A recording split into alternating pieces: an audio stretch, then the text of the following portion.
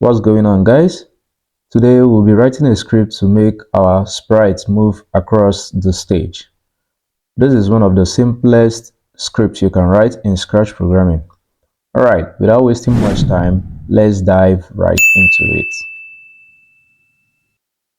By default, you will have the cat sprite selected for you once you load your Scratch application. Now, to create that movement, we'll first of all go to Events, drag when flag is clicked to the scripting area.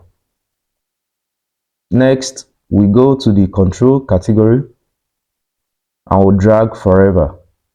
This is going to be used to create repetition, to make this run forever. Whatever code we have inside the forever loop is going to run forever.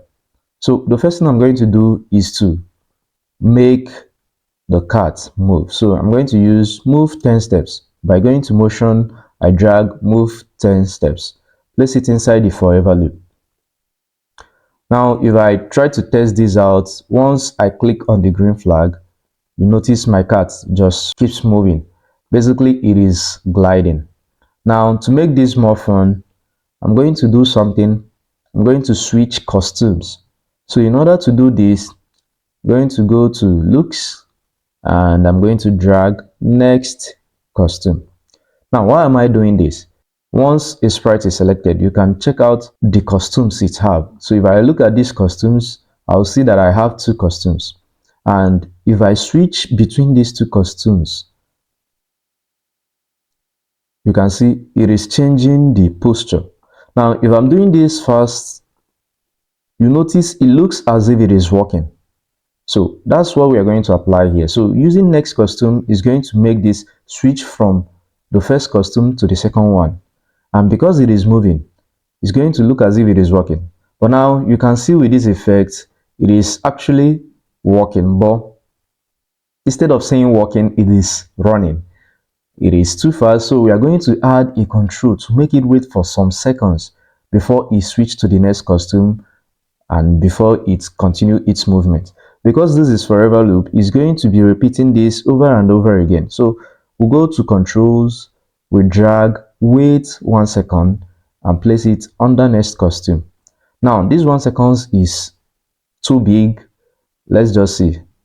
As it's moving, it's actually moving in slow motion. So I'm going to reduce the value of the seconds to make it move a little bit much faster. So what I'm going to do is I'm going to change this to 0. Probably 0.3 or 0.2 will be okay. So let's see. Now, as we can see, our cat is moving across the stage.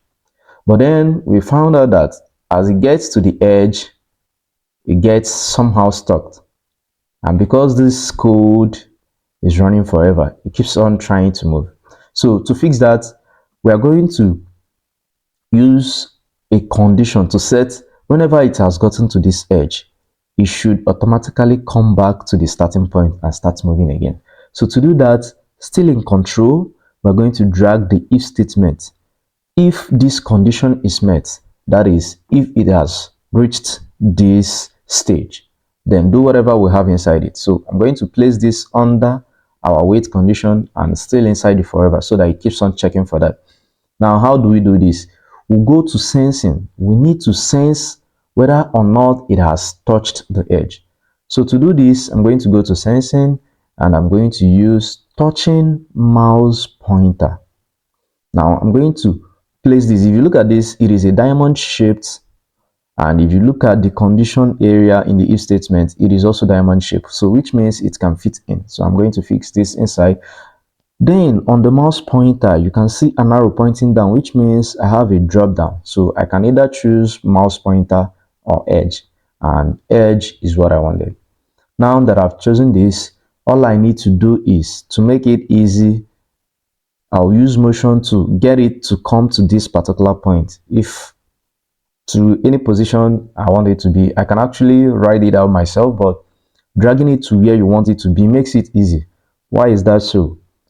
What I need to use is go to X and Y.